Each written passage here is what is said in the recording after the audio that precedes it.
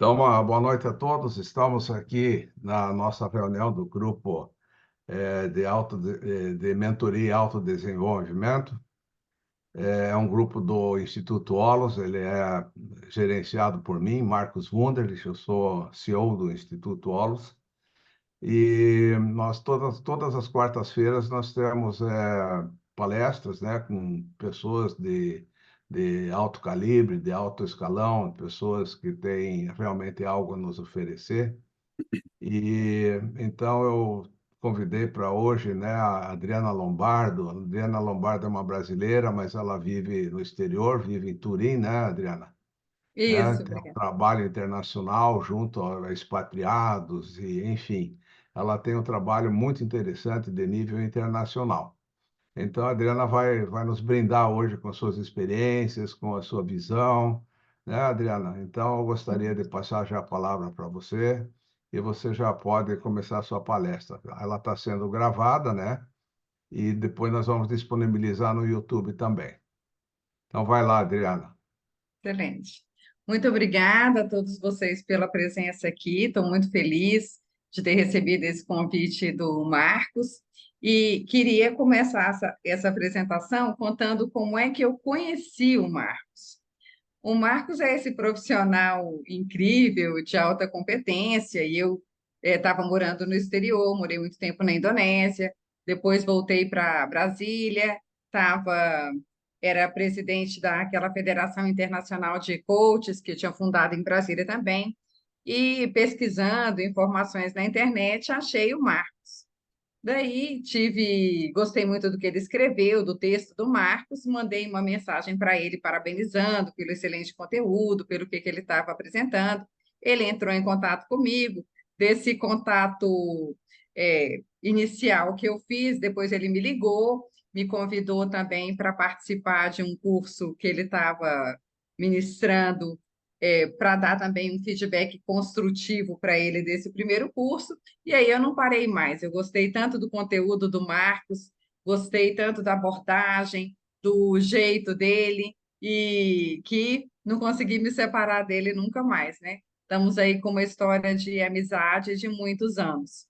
Então, como a gente vai falar hoje sobre liderança global, foi um primeiro passo de sair, né, às vezes, do nosso mundinho, ali aquele mundinho mesmo introvertido, em que a gente lê um texto na internet e não comenta e permanece mudo, para eu acabar entrando num mundão, porque um simples comentário gerou já uma interação com o Marcos, e aí depois que me levou aí para São Paulo, atrás dele, viajei, peguei o avião, reservei o hotel, tudo para encontrar esse profissional que acabou se revelando uma pessoa incrível e que estamos aí, independente de distância, de tudo, continuamos amigos, né? Uma amizade que atravessa fronteiras, que independe da gente estar perto, perto, geograficamente perto.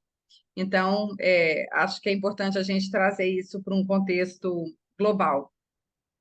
Então, mas num desses primeiros cursos, né, que eu assisti do Marcos, não sei se vocês todos aí acompanham as ferramentas, ISO, Rolos, que ele vem apresentando durante tantos anos, mas uma que eu gostei muito foi quando ele falou sobre o que é cosmovisão, né? Que todos nós temos um jeito, uma forma de olhar o mundo, e que é o que pode nos levar, né, a viver num mundinho ou abraçar o mundão. E isso também, eu lembro de uma, não sei se vocês viram uma apresentação que ele mostrou, que iniciava mostrando só um trecho e depois você ia se aprofundando, se aprofundando, se aprofundando, né, na imagem do globo, e aí descobria, né, por exemplo, que o que parecia só uma crista de um galo era um galo ali naquele cantinho, no galinheiro, dentro do mundo enorme.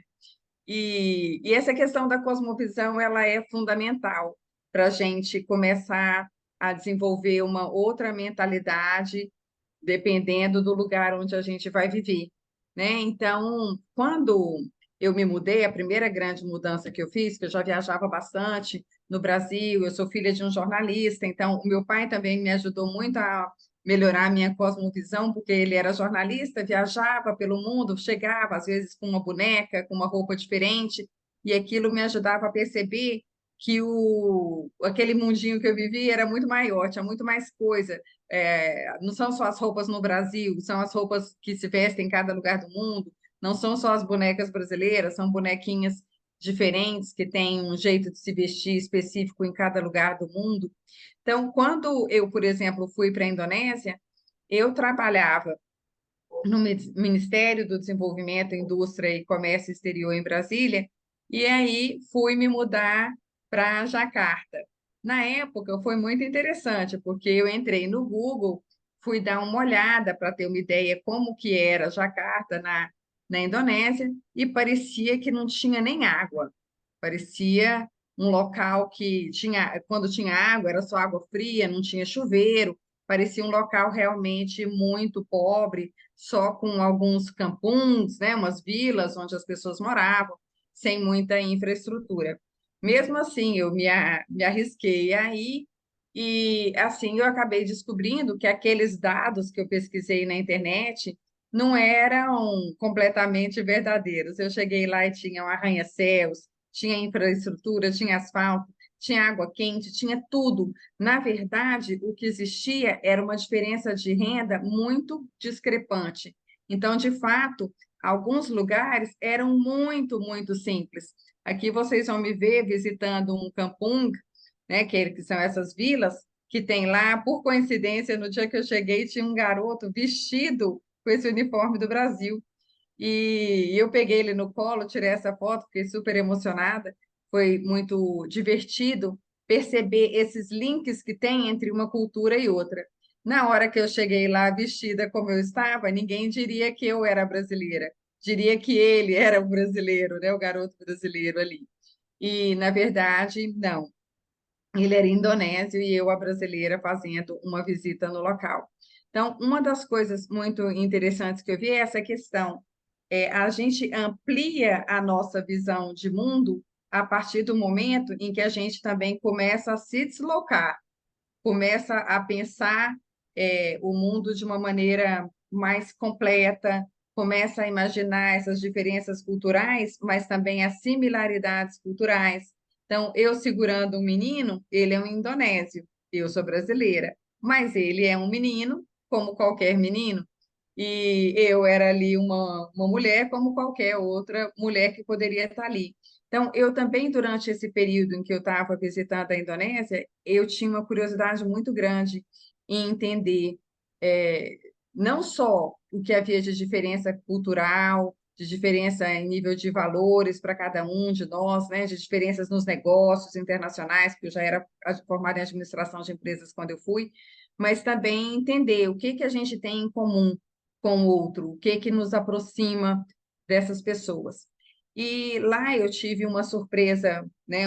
Logo no começo que eu cheguei, eu tive uma surpresa muito negativa, porque eu sentia muita falta de tomar os sucos que a gente toma no Brasil, de comer salada, como a gente come no Brasil. Lá é quente, como no Brasil, porém quase tudo era muito açucarado. Eles têm um gosto assim, de gostar de bastante açúcar. Açúcar, inclusive, é sinônimo de riqueza para os indonésios, então se eles forem te oferecer um café, eles vão encher de açúcar, carregar no açúcar, porque eles acham assim, olha, estou recebendo aqui, né, quem, né? O Reinaldo Passadori, poxa, né? Eu tenho que colocar, eu tenho que colocar bastante açúcar nesse café. E, na verdade, às vezes, Reinaldo gosta do café sem açúcar, né, Reinaldo? Prefere aquele amargo, forte. E então, essa é uma das diferenças que tem lá.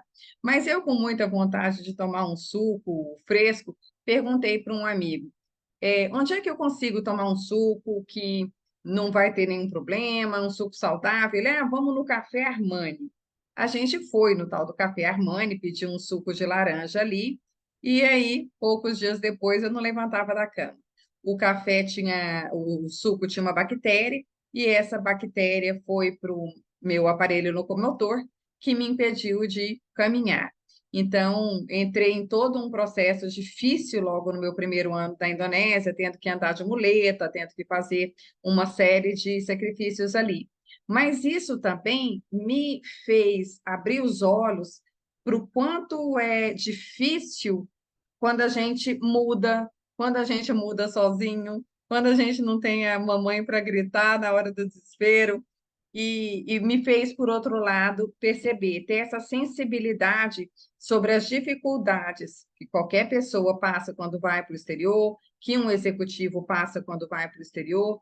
E aí eu me lembro de várias histórias, né, que eu acompanhei de pessoas que tinham dificuldades para se interrelacionar por diferenças culturais ou que estavam presas a algumas questões, né, até a sua própria autocrítica, a sua dificuldade de se abrir para o mundo porque não se achava suficientemente bom, como, por exemplo, um caso de um executivo de um banco que foi para a Indonésia, mas deixou o cargo por uma excelente experiência que ele estava tendo lá, com a família gostando, a família bem adaptada, filhos na escola, ele preferiu voltar porque ele não se sentia bem falando inglês, achava que o inglês dele não era bom o suficiente, então ele acabou voltando para o Brasil.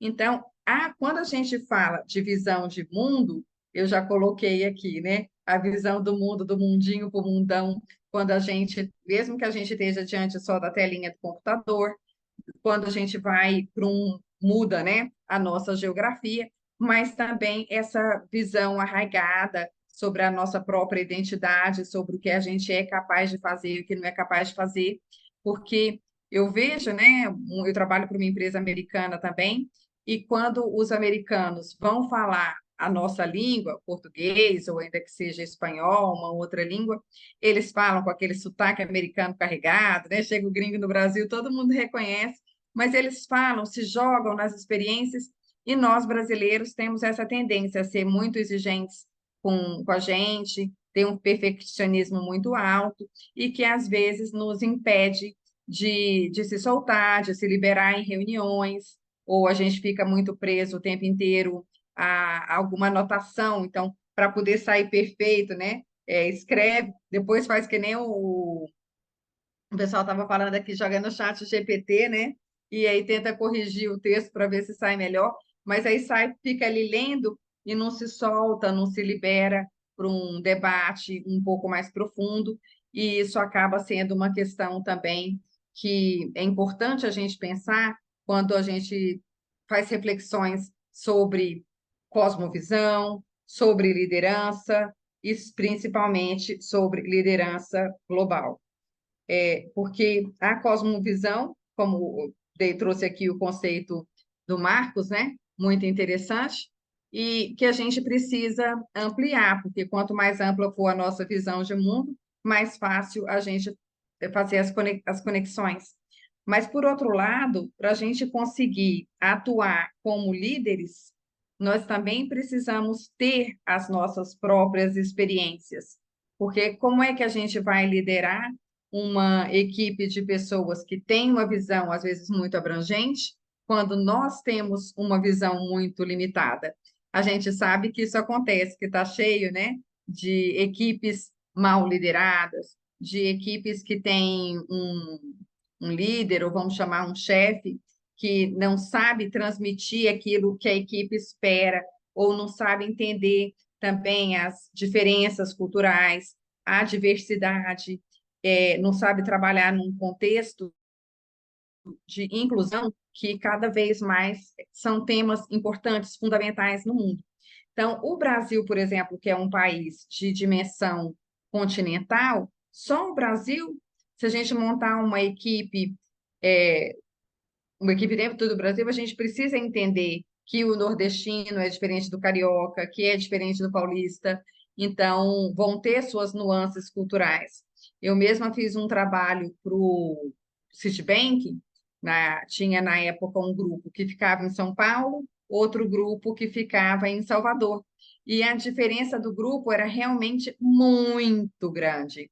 Os paulistas tinham um perfil muito executivo, muito objetivo, racional na hora de fazer o trabalho, o mesmo trabalho, a mesma demanda, enquanto que a equipe de Salvador era uma equipe muito criativa, muito inovadora e acabou tendo resultados, todas as duas equipes, muito satisfatórios, mas muito diferentes no sentido de proposta. E aí a gente vê o quanto é bom quando a gente inclui e dá para mundos diferentes também a oportunidade de se integrar, porque quando a gente fala de liderança global, a gente também precisa entender que dentro do mundo nós temos pessoas dos mais diversos tipos, temos pessoas que vêm de uma bagagem cultural, de um sistema de valores muito específico, de uma história de vida, às vezes complexa, e que a gente precisa ir sabendo trabalhar com todas essas diferenças. Também é importante falar sobre, quando a gente fala de inclusão, da inclusão de um modo geral, da inclusão tanto no campo das é, escolhas, né, sexuais de uma pessoa, como daquelas questões que são já identificadas imediatamente como raças, etnias, ou até mesmo questões de pessoas neurotípicas. Então, tudo isso são conteúdos importantes quando a gente pensa em liderança e quando a gente pensa em questões globais. Na Indonésia, né, eu estava falando com vocês sobre a Indonésia, foi um local muito importante para mim, porque enquanto eu cheguei lá com uma perspectiva, lembra, né, de que faltava água, de que era um lugar sem recursos, sem tantas coisas, por fim lá eu aprendi muito. Foi um país onde, até na busca de conhecer, de me adaptar, eu entrei num curso de pintura, comecei a estudar artes plásticas lá e levei depois para o Brasil, desenvolvi no Brasil. Essas fotos são todas aqui no Brasil. Agora, eu fiz exposições na Indonésia, é, pintei vários quadros retratando a natureza, as pessoas na Indonésia, e depois, quando eu voltei para o Brasil, eu peguei e fiz todo um paralelo sobre cada um desses quadros. Então, por exemplo, esse que vocês estão vendo grande chama Um Olhar de Bali. Eu fiz também um outro que chama Um Olhar Indígena. É fácil de acessar essas fotos também que estão disponíveis no meu Facebook, em alguns outros lugares. Mas tem Um Olhar de Bali, Um Olhar Indígena.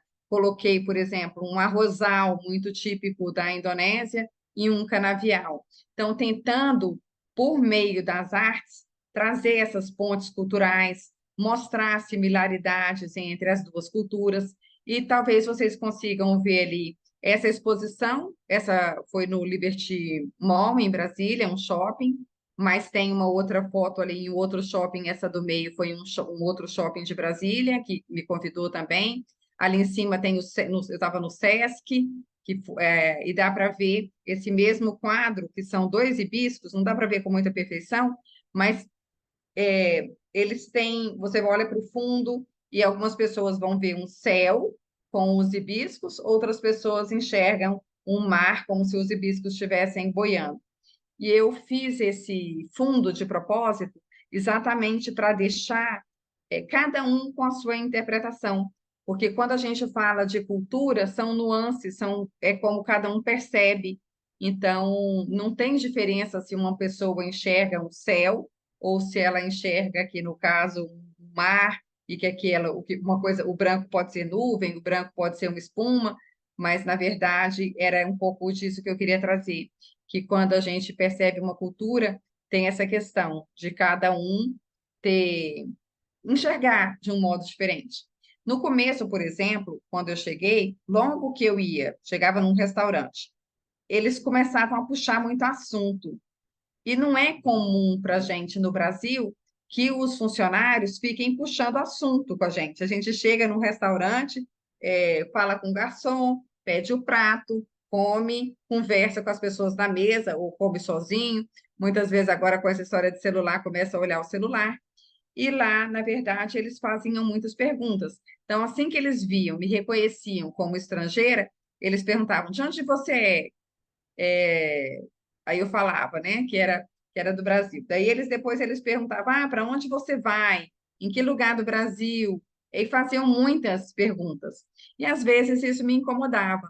Depois eu acabei descobrindo que isso era o jeito de ser deles e que eles eram assim em todos os lugares, que era o jeito deles de acolher. Então, na verdade, era uma coisa assim muito interessante poder fazer esse vínculo com a convivência e entendendo aquela cultura também. Tem uma pessoa que está me mandando uma mensagem aqui que não está conseguindo entrar na live. Eu só vou mandar o link, vou pedir um minutinho para vocês, porque ela está com dificuldade, não sei o que aconteceu. Vou mandar. Pronto.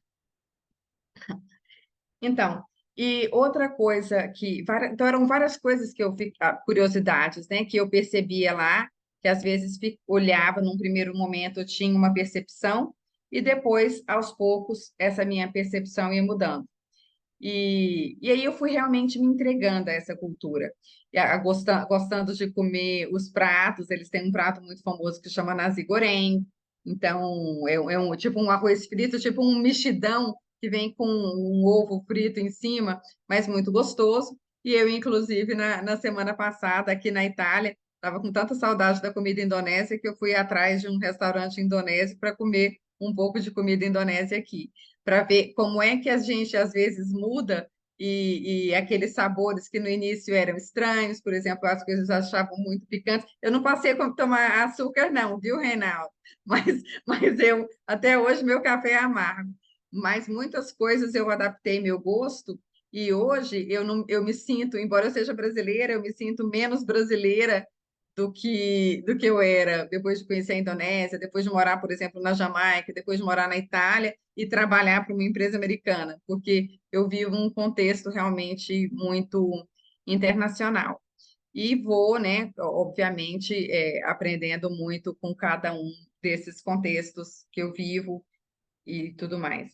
E quando eu voltei para o Brasil, esse grupão aqui que está naquela foto no cantinho é um grupo da Embaixada da Indonésia, que foram todos eles assistir, eles foram nessa exposição na Embrapa, eles foram na exposição também que teve no SESC, no Liberty Cultural, todas as exposições que eu fui, a Embaixada Cultural ia, a Embaixada da Indonésia ia e me apoiava em todos os eventos. Às vezes, inclusive, mandavam pratos, petiscos, sucos, para demonstrar o carinho por alguém que estava também sempre apresentando a cultura deles.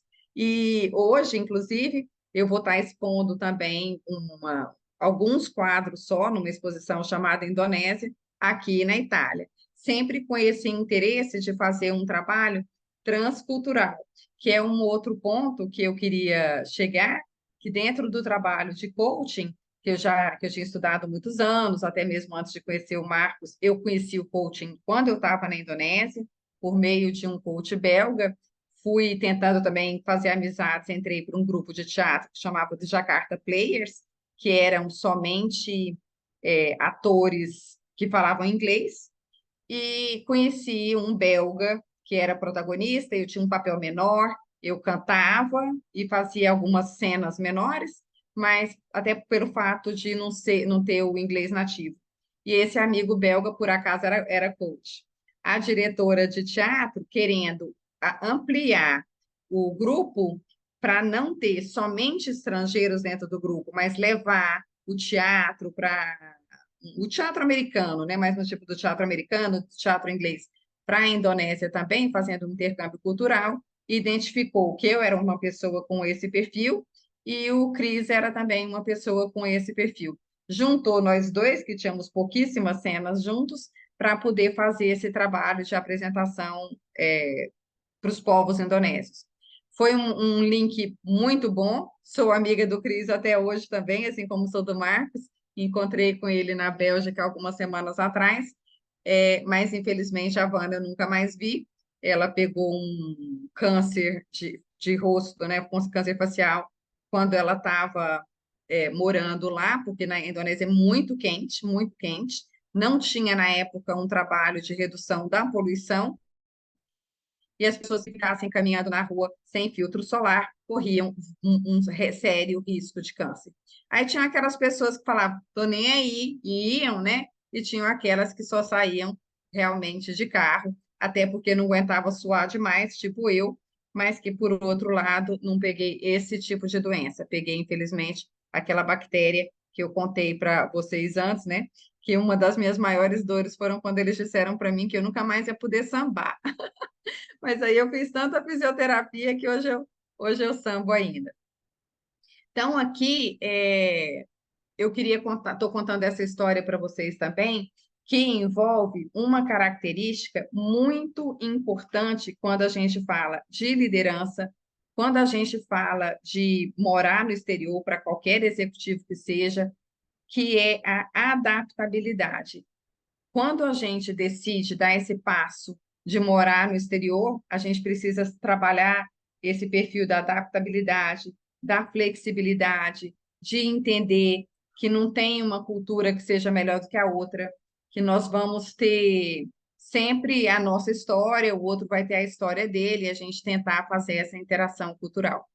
Quando eu falei para vocês daquela foto ali, né, que foi feita na Embrapa, é porque também uma das coisas que eu fiz depois que eu voltei da Embrapa, da Embrapa não, da Indonésia, foi trabalhar na Embrapa. Eu fiz o concurso público, trabalhei na Embrapa durante 7 anos, sou mestre em desenvolvimento e cooperação internacional, e aí foi a própria Embrapa que me apoiou em fazer essa apresentação lá dentro. E dentro da Embrapa também a gente aprende muito assim, como é que faz a transferência de pesquisa, como é que faz a transferência de tecnologia, sem a gente conseguir entender a cultura, tanto cada cultura, né? Cada cultivar do café, por exemplo, tem um monte, né? Cada cultivar de arroz tem um monte, mas entender também a cultura de cada região brasileira, de cada ambiente onde se vive, para poder atuar com a liderança correta em cada lugar. E eu que trabalhava nessa parte internacional dentro da Embrapa, que era responsável pela cooperação internacional, principalmente a cooperação Sul-Sul, que o Brasil fazia uma cooperação triangular com apoio da Inglaterra, do Japão, por exemplo, para servir a África. Dentro disso, o que acontecia? Às vezes tinha muita reclamação do perfil do brasileiro, um perfil muito impositivo, um perfil muito autoritário na hora de fazer as suas apresentações no exterior. Então, tem, né, vários exemplos no Brasil, alguns eu não quero citar porque são de cunho político, mas das pessoas entenderem que, por exemplo, a África é inferior ao Brasil, mas na verdade, assim como no Brasil a gente tem Brasis, na África a gente tem Áfricas, né? Então tem por exemplo, a Cidade do Cabo, eu visitei, é muito rica, é deslumbrante, é muito avançada e tem tudo, mas tem outras regiões que tem menos, e tem, por exemplo, nossos colegas, né, do Palops, como os moçambicanos, têm universidades excelentes lá, como aquela Eduardo Mondlane, com cientistas tão bons como nós somos no Brasil. Mas, às vezes, vinham reclamações, né, sobre os pesquisadores da Embrapa, nos chamavam, vamos lá, né, estão chegando os PhDs, né, com sua arrogância, para tentar ensinar os africanos como trabalhar, e na verdade eles também tinham um perfil científico muito bom. Na Etiópia, por exemplo, tem pesquisadores excelentes, de altíssimo gabarito, assim como nós. Então, quando a gente está trabalhando a liderança global, é importante também observar o senso das nossas competências, das nossas habilidades, das nossas soft skills, de como é que a gente lida com outros ambientes, com empatia, etc., né?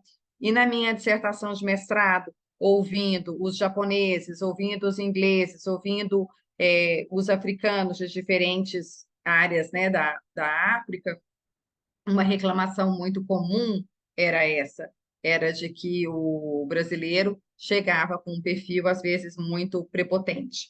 Então, essa minha experiência na Indonésia também, além no campo da pintura, do teatro, que eu comentei com vocês, que eu vivi de uma forma muito intensa, eu também. Deixa eu tentar passar aqui, parece que está travadinho. Passar para frente. O que houve? Marcos está aí? Tô aqui. Não, ô, Marcos, está bloqueada aqui minha apresentação. Será que eu tenho que pedir ajuda aqui aos universitários? Ou você consegue passar para frente? Eu não consigo, daqui eu não consigo. Não Deixa eu ver tenho se eu... como. Tá, que eu queria ver outro link aqui. É, Bom, bom, enquanto isso, eu vou... Só um minutinho aqui. Vou pedir uma ajudinha.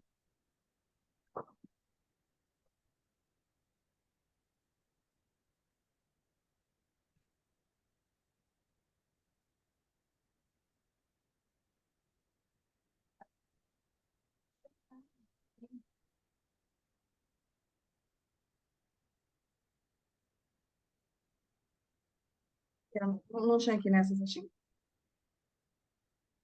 Ah, não, mas você tem que...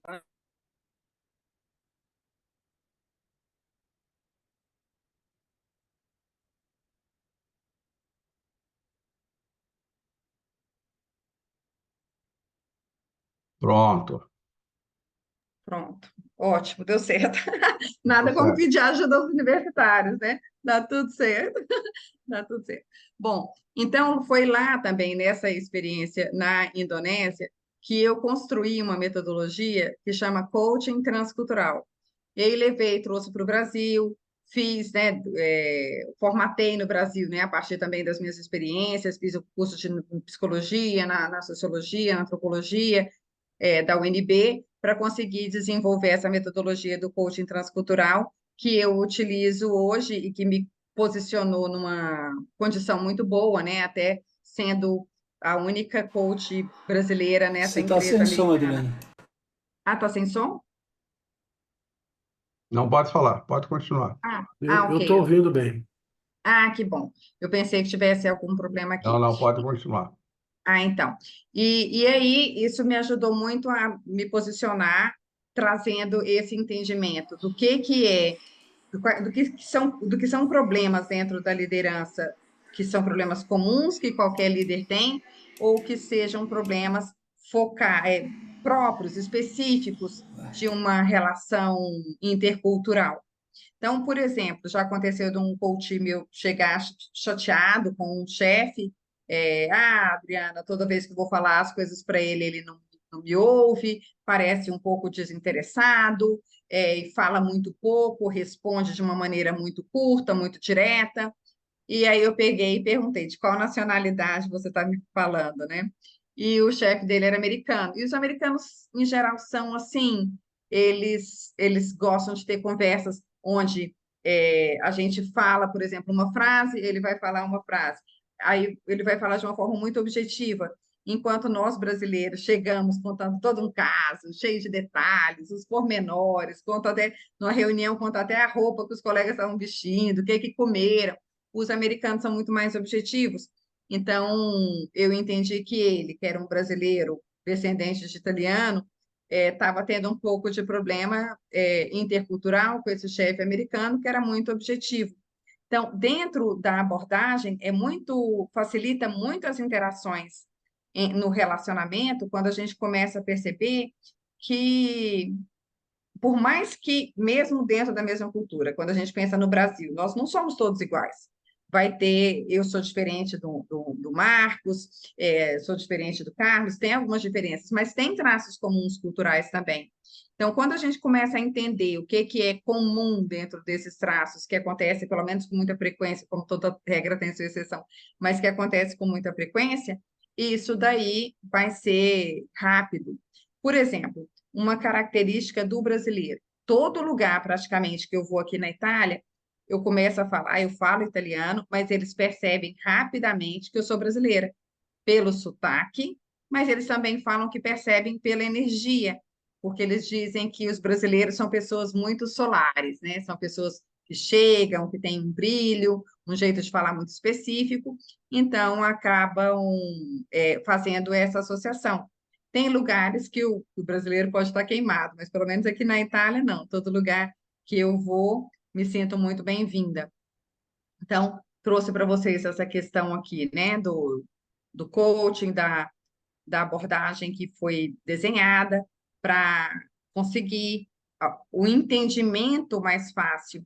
E junto com o trabalho de artes, né, que eu me sinto hoje um pouco assim, tanto artista como coach transcultural, era sempre na intenção de, ao invés de criar muros, né, até recentemente eu vi o Muro de Berlim, de tentar criar pontes culturais. Então, quando a gente fala de liderança global, eu acho que esse é um dos pontos mais importantes, né? É conseguir criar essas pontes. Tem também a questão Adriana, da. Oi? Adriana, posso fazer uma pergunta?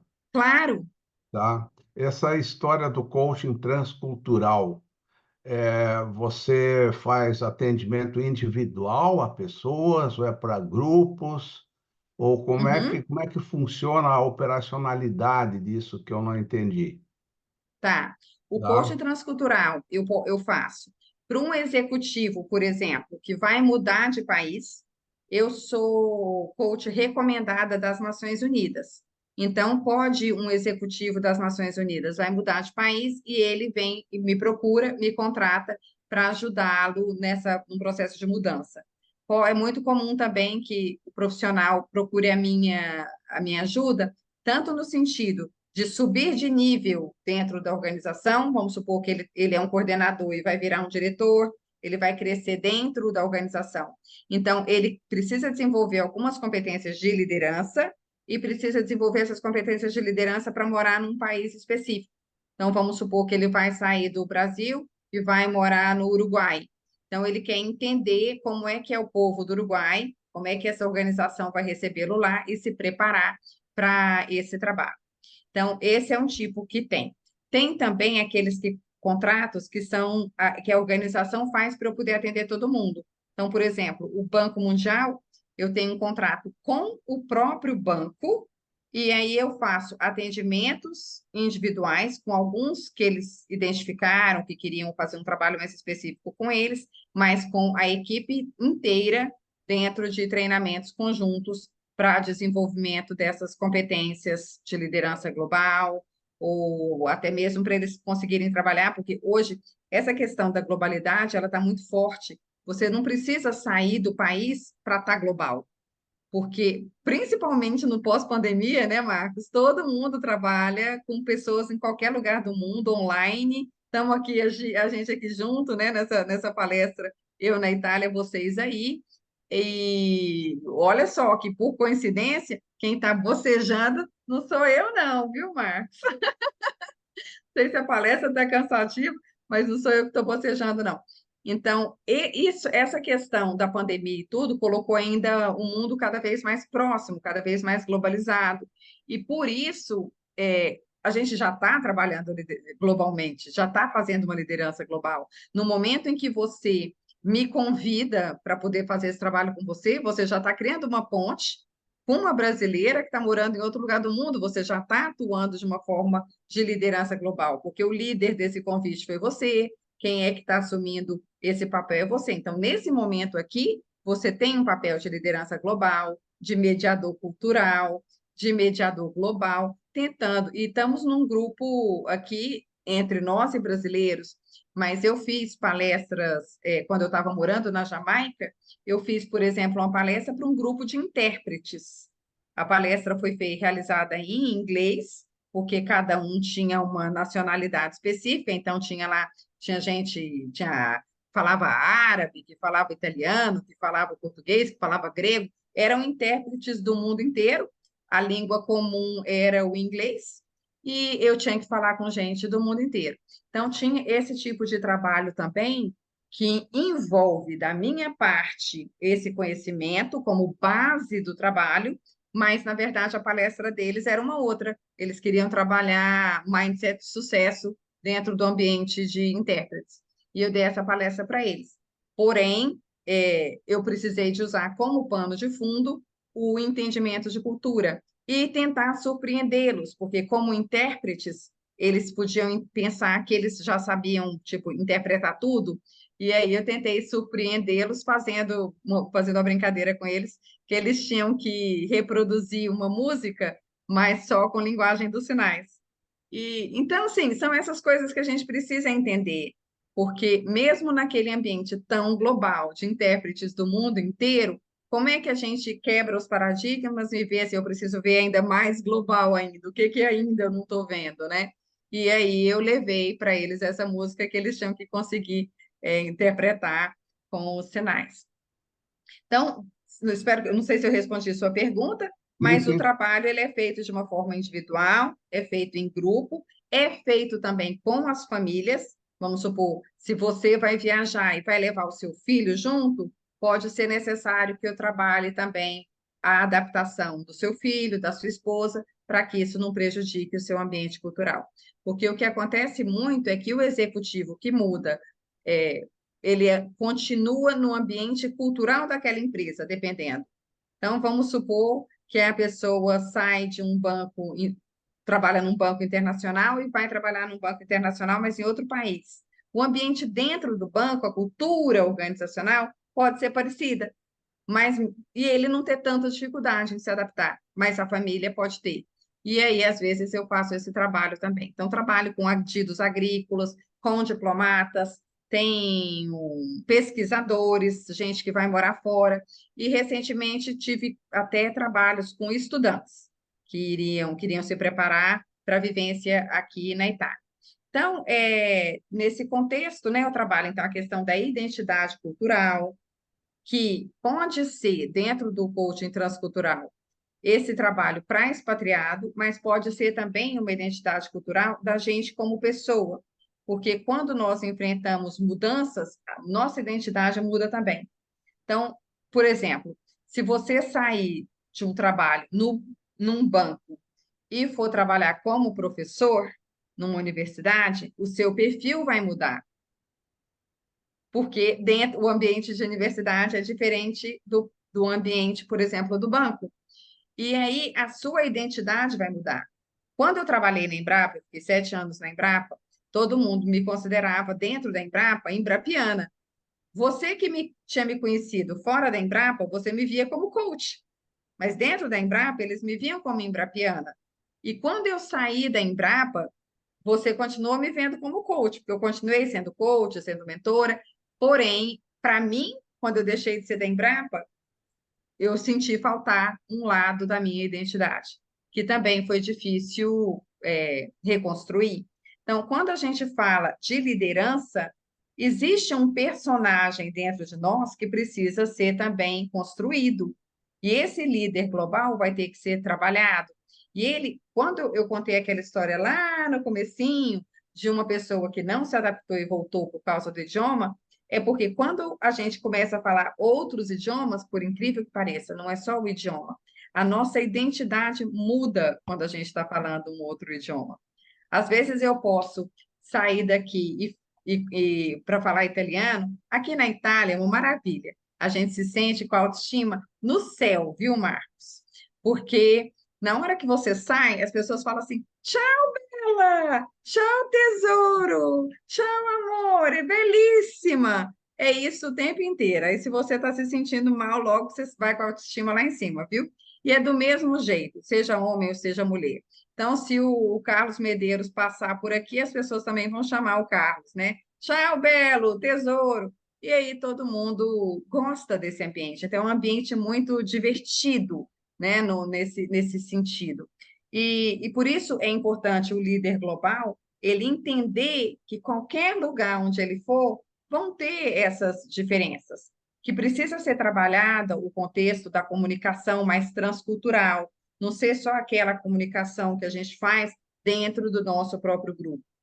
Quando eu estava trabalhando dentro da própria Embrapa, eu fiquei um período trabalhando na Secretaria de Gestão Estratégica. E era muito fácil trabalhar na gestão estratégica, porque todo mundo pensava igual. Eu formada em administração de empresas, ia para as reuniões eram curtas, todo mundo pensava mais ou menos a mesma coisa, as decisões eram tomadas rapidamente. Aí eles me ofereceram uma chefia na transferência de tecnologia e foi uma experiência completamente nova para mim.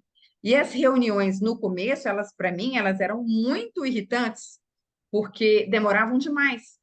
Porém, depois de um tempo participando daquelas reuniões, eu comecei a perceber que elas eram profundas, que elas ampliavam a minha cosmovisão, porque vinham pessoas, como elas, não era todo mundo igual, nem todo mundo pensava igual, então tinha a fala de um antropólogo, tinha a fala de um administrador de empresa, tinha a fala de um economista, tinha a fala de um agrônomo, e tinha muito conflito.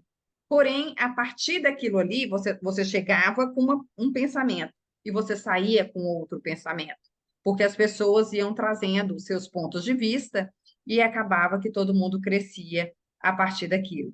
Então, temos nossos valores, as nossas crenças que já estão conosco, mas que elas estão sempre também em adaptação. E que podem ser também prioritárias, né? A gente tem um valor como prioritário no momento, em outro momento, aquele valor não ser mais prioritário numa ordem. Por exemplo, quando a gente é adolescente, às vezes um valor importante para a gente pode ser a amizade, e talvez um pouco mais adulto pode ser a família, mais do que a amizade, ou não. Então, também, dentro da nossa própria perspectiva de maturidade, esses valores vão se alterando, e não quer dizer que um seja melhor do que o outro. Isso simplesmente fala sobre quem nós somos.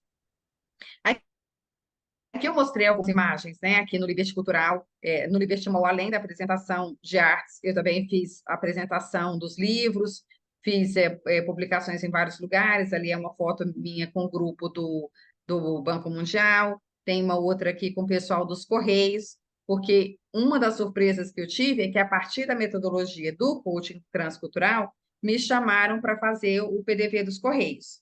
Aí você pensa assim, mas o que tem a ver coaching transcultural com a aposentadoria? Nem eu sabia, mas eles me disseram tudo. Porque quando a pessoa sai para uma aposentadoria, ela vai reconstruir a identidade toda, ela está acostumada a viver num determinado estilo de cultura, com determinado tipo de regras, com determinados valores, já está tudo tão impregnado, então é como se recebesse uma tela em branco para começar a vida, é completamente diferente. Então, lendo o que você fala sobre adaptação cultural em outros países, a gente percebeu que tem tudo a ver com a aposentadoria. E aí eu saí estudando aposentadoria, não sou ainda aposentada, mas para entender um pouco mais aquele nicho, e acabei conseguindo ter a felicidade de ter feito uma boa palestra para eles, mas tão boa que eu não fiz só um PDV, eu fiz o seguinte também. Eles fizeram, acho que 3 PDVs nos últimos anos, eu só não fiz o primeiro, porque era muito novinha, ainda estava na faculdade ou na escola, e mais os outros eu que cobri. Aqui também, então, eu trago, né, para vocês um conceito, antes da gente iniciar para uma parte de perguntas, esclarecimentos, se vocês quiserem, com o conceito de liderança global, que eu acho que os exemplos que eu fui dando até aqui ajudaram vocês a entenderem um pouco o que é isso, né? Que é a arte de gerir uma comunidade internacional, que inclui a importância de compreender os comportamentos, as atitudes, que a gente chega com o modo de pensar, e à medida que vai compreendendo como eles são, como eu contei a história da Indonésia, né? Por que eles faziam tantas perguntas. Isso nos ajuda a conseguir promover um trabalho mais sinergético com todos, holístico, como o Marcos gosta muito de dizer, né? E aplicar essas competências, como eu falei antes, de flexibilidade, de adaptabilidade, para conseguir atingir objetivos num contexto global. Eu preparo as profissionais que queiram entrar nas Nações Unidas, e uma das competências, né, que todos eles mandam, tem um termo de referência, dizendo o que eles exigem das pessoas, em termos técnicos, mas também quais são as habilidades mais importantes. E a adaptabilidade é uma das mais exigidas dentro do contexto das Nações Unidas. Como eu já trabalho para as Nações Unidas há muitos anos, e para o Banco Mundial também, mas moro na Europa, as pessoas começaram a me perguntar se eu tinha a habilidade técnica de preparar pessoas também para entrarem na União Europeia. E eu não tinha. Então, eu peguei alguns dias de imersão para conhecer o Parlamento Europeu, para conhecer em alguns diferentes lugares da Europa, para perceber se existia diferença entre a forma que eles trabalhavam em um e outro. Na verdade, tem muita similaridade entre eles, tem uma linha comum conceitual muito forte, até os mesmos jogos dentro dos museus, eles são iguais, funcionam como se fossem mini franquias, e realmente é muito interessante. Então, tem o parlamento, mas os ambientes de apresentação do parlamento, eles, mesmo indo para outros países, eles são muito, muito, muito próximos, né? O acolhimento também é muito grande, desde a entrada até o momento de sair, e eu consegui estudar. Eles têm livros que ensinam as pessoas a se preparar caso queira pegar uma vaga na União Europeia. Então, eu fui fazer o estudo tanto das competências técnicas, como dessas outras, né, competências que a gente precisa desenvolver ao longo da vida. E aí está lá, né? Adaptabilidade, obviamente, entre elas. Outra coisa que eu queria apresentar para vocês, não sei se vocês já fazem essa reflexão aí no Brasil com muita frequência, mas eu já fazia dentro da Embrapa, e que é a liderança além do global, o local, que é a gente conseguir, né, ter esse olhar global, mas para agir dentro de onde a gente trabalha, que é muito importante. Então, metodologias como Foresight, estudo de cenários, né, para monitoramento do ambiente externo, elas são muito úteis, né, eu diria até são fundamentais dentro da liderança global, para que a gente consiga perceber tudo o que está acontecendo fora, mas também que a gente consiga entender quais são as necessidades de cada um. Então, por exemplo, trabalhando da Embrapa, é, eu tinha muito contato com os atores específicos dentro, na África. Então, a gente tinha o ponto focal na África. Não bastava ter um profissional como eu, com um brasileiro, para fazer o trabalho. Tinha que ter um outro ponto focal lá que trazia as necessidades típicas deles, que conversavam na região, que falavam a língua daquelas pessoas, né? Eu mesma, quando fui na Indonésia, para poder fazer essas visitas nos campuns, nos ambientes de plantio. Eu estudei o idioma, então eu falo indonésio também. Hoje meu indonésio está muito enferrujado, mas eu fiz uma imersão, fiquei 10 dias dentro de um ambiente onde eu não podia falar inglês em momento algum, eu tinha que me virar só com o indonésio.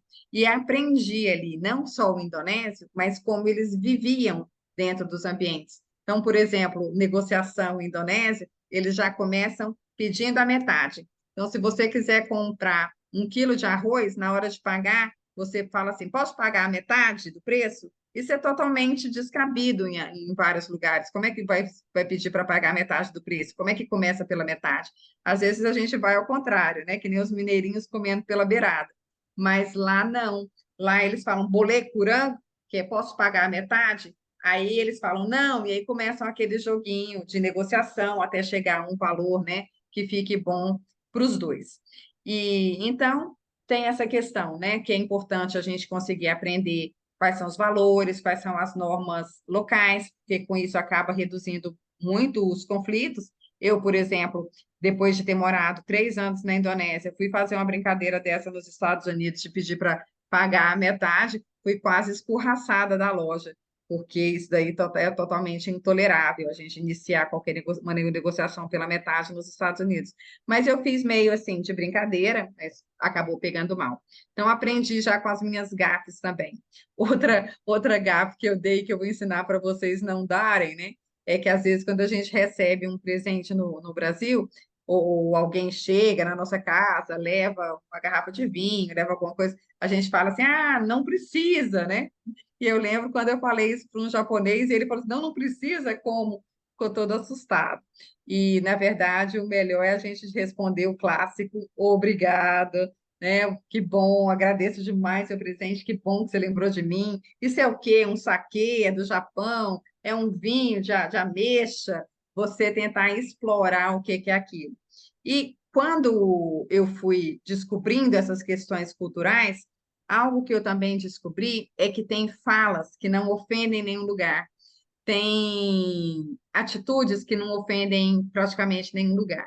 Eu fui fazer uma visita também na Tailândia e eu, por coincidência, não como carne vermelha, não como porco. E quando eu cheguei no restaurante, eu pedi um peixe. Daí a tailandesa, que era casada, não lembro agora a nacionalidade do marido, mas ele era do norte da Europa. Ela estava desesperada, porque na Tailândia eles acreditam em reencarnação e que eles podem vir ser reencarnação, por exemplo, de um boi. Então, essa mulher, né, ela estava muito preocupada que eu pedisse carne e tivesse comendo um parente. Daí ela ficou muito aliviada quando eu pedi peixe. Foi um alívio. Ela estava trêmula na cadeira e ficou em paz. Então, hoje em dia, se eu vou para reuniões internacionais ou se eu vou receber pessoas internacionais, eu já antes de receber, eu já sei o que eles não comem. Por exemplo, muçulmanos não comem porco, então eu não vou nem servir porco, nem vai ter porco para não gerar nenhum desentendimento, né? Mas, por outro lado, também eu um dia pego um táxi na Indonésia e perguntam para mim: você gosta de cachorro? E eu, claro, adoro. Eles falaram, tem um bom ali na esquina, viu? Delícia, bem temperadinho. Imagina só, né? Não era nada daquilo que eu estava pensando. E eu, ai, que dó desse cachorrinho, né? Não ia comer o cachorrinho nunca. Então, é, vivendo em ambientes assim culturais, entendendo as culturas globais, a gente passa a respeitar, a ser respeitado, a evitar conflito. Então, por exemplo, eu não disse para ele que eu não gostava que eu não comia cachorro. Eu não falei nada. Quando eu entendi o que era, tá, que interessante. E pronto. Também falar interessante, interesting, cabe bem em muitos lugares como uma saída para evitar os conflitos e dizer que você discorda daquela cultura, que nem sempre a gente precisa fazer isso, né? Então, dentro da liderança global e local, nós tentamos construir essa abordagem transcultural para resolução de conflitos, para atuar um pouco de uma forma até como ativista da paz, para que tudo corra bem. Aqui estão os meus contatinhos, se vocês quiserem, espero que sim, e estou pronta para responder alguma pergunta que vocês tenham também.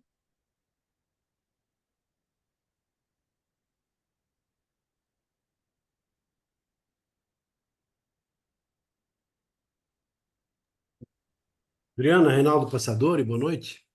Boa noite.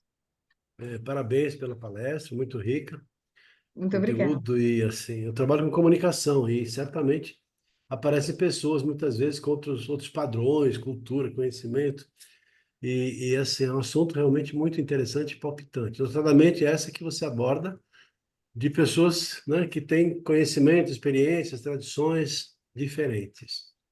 Aqui no Brasil mesmo, nós temos pessoas que têm, assim, não só em função de origens, mas culturas empresariais que são totalmente diferentes e atípicas umas das outras. Tanto que é comum dizermos aqui que se a pessoa entra numa empresa e ela não está alinhada com os valores da empresa, provavelmente ela não vai ficar na empresa, ou porque a empresa vai demiti-lo, ou porque ela não vai sentir a vontade e vai acabar saindo. Sim. Então, esse material todo que você traz de fora, de que maneiras ele também pode ser ajustado de acordo com esses aspectos culturais daqui, mesmo porque também aqui não deixa de ser um ambiente transcultural, né, com muitas empresas de Sim, outras sem localidades, dúvida. etc. Como é que você vê isso? Então, eu vejo como fundamental, porque o Brasil tendo, né, essa dimensão continental, tendo tantas diferenças entre povos, né? Diferença entre, como eu falei, entre o paulista, o nordestino, o próprio carioca e o paulista, que a gente pega uma ponte aérea, chega tão rápido de um lugar para o outro, mas que tem diferenças enormes entre um e outro, e não só em termos do jeito de ser, como nos resultados que a gente alcança no trabalho quando vai fazer um trabalho com o carioca e quando vai fazer um trabalho com o paulista.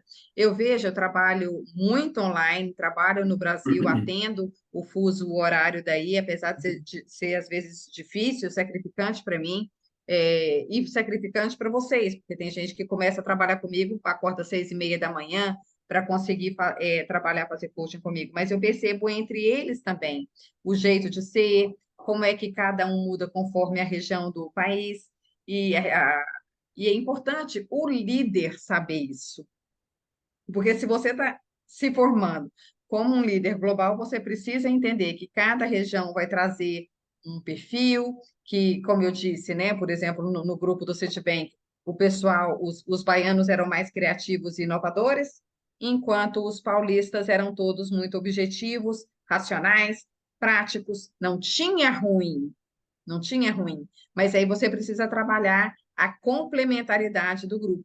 E às vezes mesclar, ter um paulista, ter um baiano, ter um carioca, porque quando você precisa pensar soluções, eles acabam trazendo coisas muito inovadoras e muito interessantes. E foi o que eu falei, é mais difícil trabalhar com quanto mais diversidade, é mais difícil. Eu saí da Secretaria de Gestão Estratégica dentro da mesma empresa Embrapa, fui para a transferência de tecnologia e achava difícil participar das reuniões, porque no grupo, obviamente, todo mundo da área de gestão, todo mundo pensava rápido, todo mundo era acostumado com os mesmos conteúdos e chegava numa resposta com mais rapidez. O grupo de transferência de tecnologia, com formações muito variadas, demorava a chegar num resultado. Porém, às vezes, o resultado do grupo de transferência de tecnologia era mais profundo, porque o grupo filosofava mais, e ia mais fundo, enquanto que o grupo de gestão estratégica era muito rápido, era foguete, queria um grupo a pensar rápido, pegava a gestão estratégica. Então, eles acabaram me levando para a transferência de tecnologia, porque eles queriam também uma profissional que tivesse essa competência de objetividade, embora para mim tenha sido, como eu disse, difícil para mim o processo de adaptação com esse grupo no comecinho, mas depois eu também deslanchei, até porque já era coach, já trabalhava com líderes em vários lugares e sabia que eu própria tinha que me adaptar, porque você trabalha com comunicação, né, Reinaldo? E você sabe que nem sempre você comunica bem, não é verdade? Como eu falei, a história dos intérpretes, todo mundo sabia interpretar as línguas. Uhum. Eu peguei e falei assim: quem é aqui que sabe interpretar, né, a linguagem dos sinais? Não tinha ninguém. Então, eu consegui pegar um ponto que nenhum deles era capaz de fazer. Eu não sei a formação do Carlos Medeiros. Qual que é a sua formação, Carlos?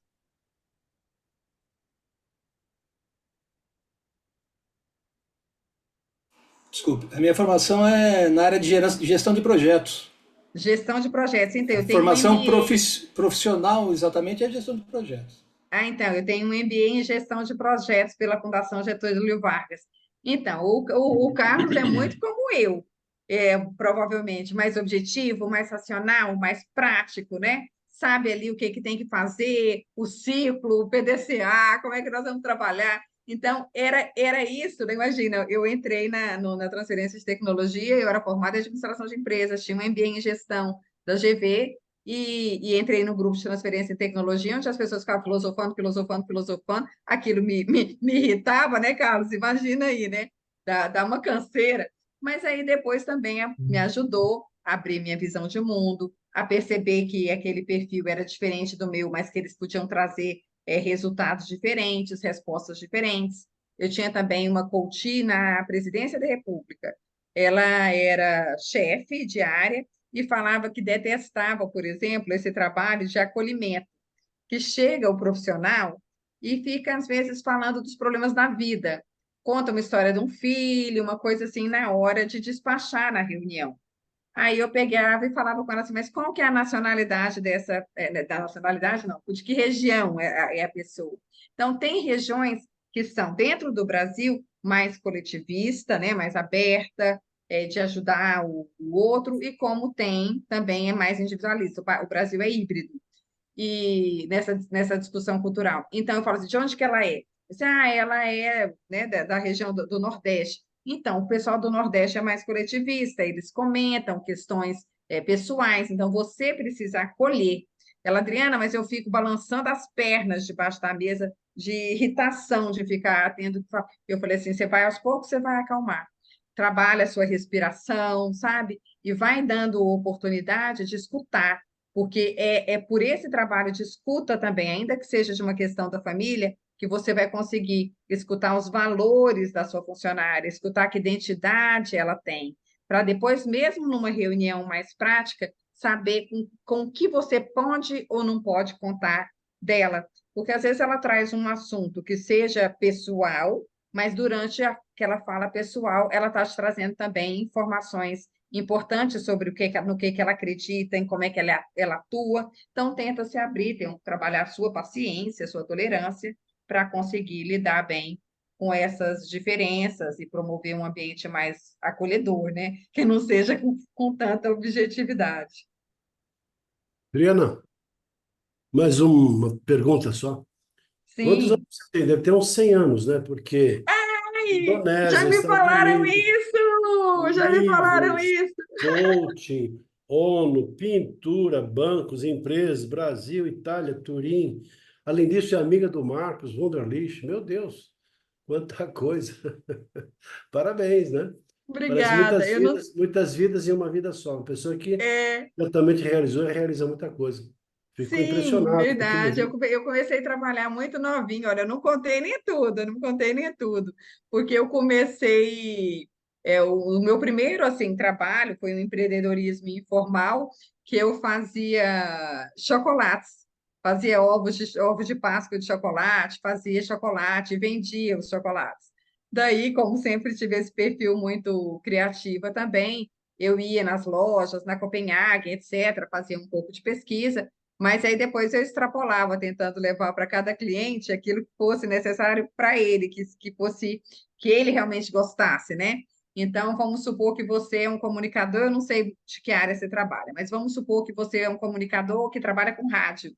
Então, eu iria fazer um ovo de Páscoa para você, mas poderia ser um ovo em formato de rádio, ou então você poderia abrir o ovo e sair um monte de chocolate em formato de rádio de lá de dentro, ou até mesmo um próprio radinho de pilha, né, que eu poderia embrulhar num celofane e deixar lá dentro.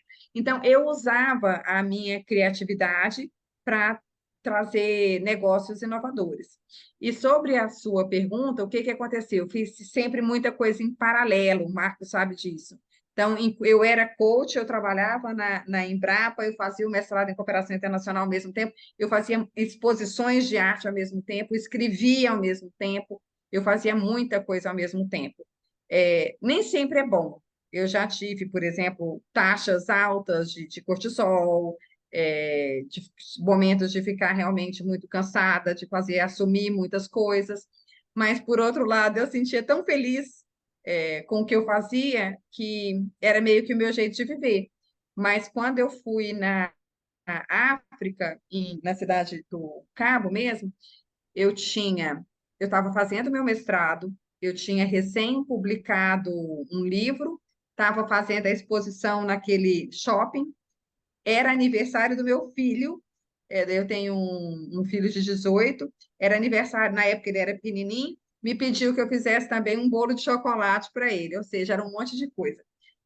Num dia, eu fiz isso tudo. No mesmo dia, praticamente, de poucas horas, tive que embarcar. Quando eu cheguei no avião, a minha cadeira não reclinava, era perto do banheiro, nem reclinava. E cheguei em Johannesburg, assim, cansada, muito cansada. Os meus hormônios já estavam todos alterados, eu já tinha informação que a situação estava feia. E aí, mesmo sendo novinho, mas aí eu cheguei no hotel, estava no lounge, um garçom chegou para mim e falou assim: que a senhora necessita? Eu percebi que a senhora não está muito bem. Aí eu falei assim: o quarto não está disponível. E ele próprio, não tinha o quarto disponível. O garçom, com a sensibilidade dele, uma sensibilidade muito africana, foi lá, conversou com a recepção para liberar o quarto para mim. Eu entrei e apaguei. Simplesmente não saí nem para comer, dormi. Mas de fato é isso que eu faço um monte de coisa em paralelo. Que nem eu estou falando com vocês aqui, tem uma exposição hoje, e durante a exposição eu só não vou estar na exposição porque ainda não produziram clones, porque eu vou estar no avião e voando para o Brasil. Tá bom. Adriano, acho que está muito excelente, sim, está muito bom, né?